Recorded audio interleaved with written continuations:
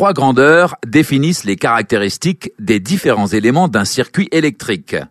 Ces grandeurs sont la tension, la résistance et l'intensité.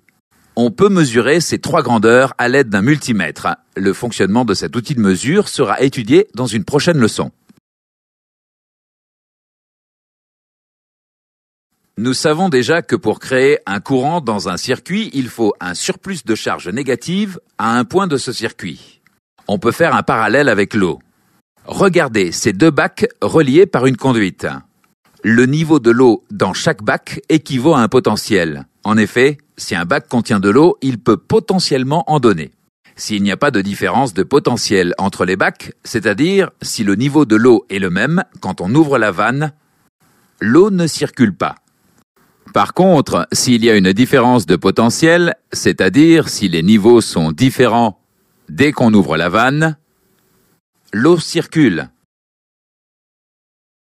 Il en va de même en électricité. Pour avoir un courant électrique, c'est-à-dire une circulation de charge entre deux points d'un circuit, il faut au préalable une différence de potentiel entre ces deux points. Cette différence de potentiel est appelée tension. La tension est une grandeur électrique. Le symbole de la tension est U. L'unité de mesure de la tension est le volt. Le symbole du volt est la lettre V. On appelle résistance l'opposition à la circulation du courant. Par exemple, dans un circuit hydraulique, l'eau circule plus facilement si le tuyau est large que s'il est étroit. Plus la résistance est faible, plus le courant circule facilement. Plus la résistance est forte, moins le courant circule facilement.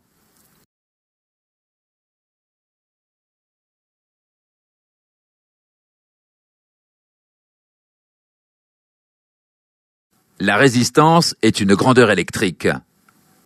Le symbole de la résistance est R. L'unité de mesure de la résistance est l'ohm. Le symbole de l'ohm est la lettre grecque oméga. Quand un matériau oppose peu de résistance à la circulation du courant, c'est un conducteur. Comme exemple de conducteur, on peut citer le cuivre ou l'aluminium. En général, les métaux sont de bons conducteurs. Quand un matériau oppose beaucoup de résistance à la circulation du courant, c'est un isolant. Comme exemple d'isolant, on peut citer le verre, la porcelaine ou le papier. Complétez le circuit avec les différents matériaux pour constater s'ils sont conducteurs ou isolants.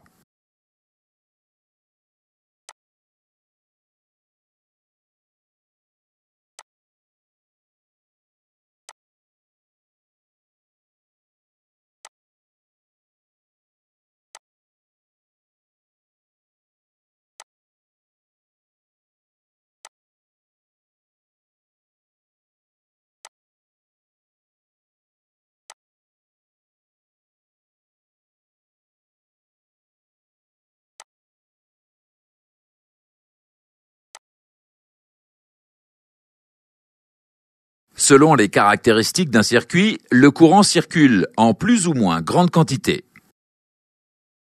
L'intensité correspond à la quantité de courant qui traverse à un moment donné un point du circuit. L'intensité est une grandeur électrique. Le symbole de l'intensité est I. L'unité de mesure de l'intensité est l'ampère. Le symbole de l'ampère est la lettre A. Faisons maintenant des exercices avant de continuer. Associez chaque grandeur à l'illustration correspondante.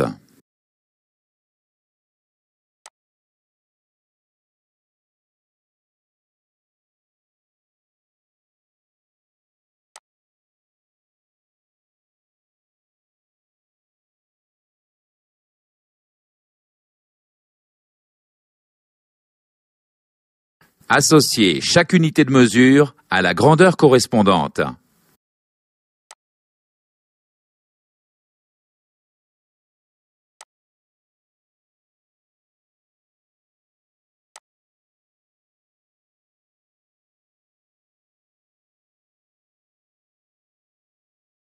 Nous avons vu dans ce chapitre que la tension U est une différence de potentiel entre deux points d'un circuit.